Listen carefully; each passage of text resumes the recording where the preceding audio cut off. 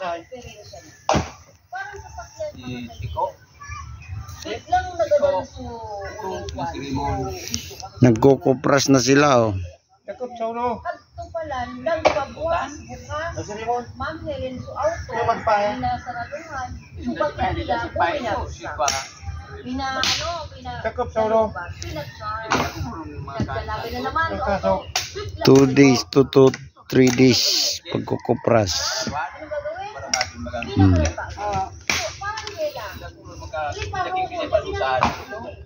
Yan ang proseso niyan. Bibiyakin mo na, tapos tataob, gagatungan. Ganyan ang pagkukupras. Tapos ito pa, napakarami pa. Babalatan. Ay puta. Nahulog.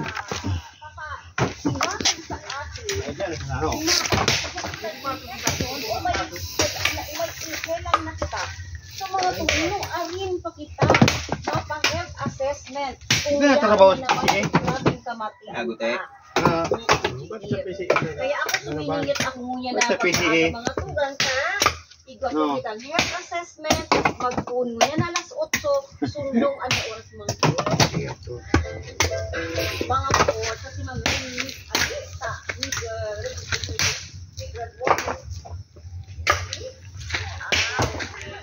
yan mga tugang na hanggang alas 4 dati yaw sila ang manalunan po sa pagkakas paliwanag sa iyo sa mga danger na dumaan ano na ito sa mga hinang tinigindo ano na ito sa papakikindo sa inilit po pag-ibig out of wellness understanding ni Ma'am Helen kung ano ang kaya dumando grabe na pero na kung nasabi ka mo sa ospital sa kami digdi nagtatabang sana kami tulong din kami para mapalakas ang ating immune system so may mga natutuklasan kami ng mga paabong inumun pa